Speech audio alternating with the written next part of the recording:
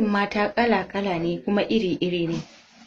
Akwai wani duri wanda in ka sanya buranka cikin wannan duri din, zaka ga buranka ya kame kikikif a cikin wannan duri din. Sannan kuma na biyu, akwai wani duri kuma wanda idan ka sanya buranka cikin durin nan, zaka ga durin nan in kana cinta zaka ga yana wani tsawa.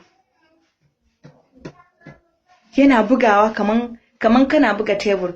Yana kakatak kakatak tak tak tak tak tak tak tak tak tak. Kun gane irin wacce din ai, wanda ya ga ta ta ta ta ta ta ta. Irin wancan cin durin mace ne kenan mai ruwa. Sannan na uku, akwai wani duri wanda baka ma shige ta ba. Zaka ga lokacin da ka dauko buranka kana lilo da shi kan durinta. Kana lilo da shi kan durinta. Zaka ga bakin durinta yayi maiƙo.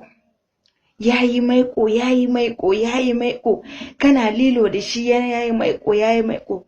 Can kaga wani abu ya kaga ya fito. Wannan macen ba karamin daɗi za ta yi ba.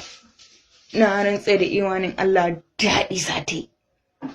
Wani lokacin da ta fara maikon nan ka same ta ka shige ta, ka shiga mata cikin duri, ka riko ta kuka rungume juna, kuka shaku da juna, ka bata ci ta baya.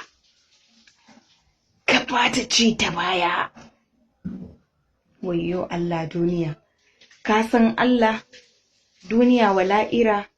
Wannan matan in matarka ce, in ko side chick naka ne, in ko ta bariki ce wadda aka haɗa bariki ake dai cin juna ta bariki. Ka san akwai rayuwar bariki wadda za a ja dan biya ka, a dan biya ka dan kwabonka, ka dan dauka ka sanya antufinka, shikenan mace ta baza duri kan gado a ci ta kenan, ta sanya kayanta ta dawo gidansu, shiru abinta kaman abu bai faru da ita ba. To in dai ɗaya daga cikin wayannan ne da na faɗa, babana ka san Allah, wannan baiwar Allah din ta barka, barinka zai daban fa. Zaka ga tana damun ka da kira, saboda ka ci ta yadda ya kamata. Ko idan kana cin mace kaga tana hada kafanta guri daya, ka tabbata da duk wani karfin da kake da shi ka waje kafan nan ka bude shi. Kar ka yadda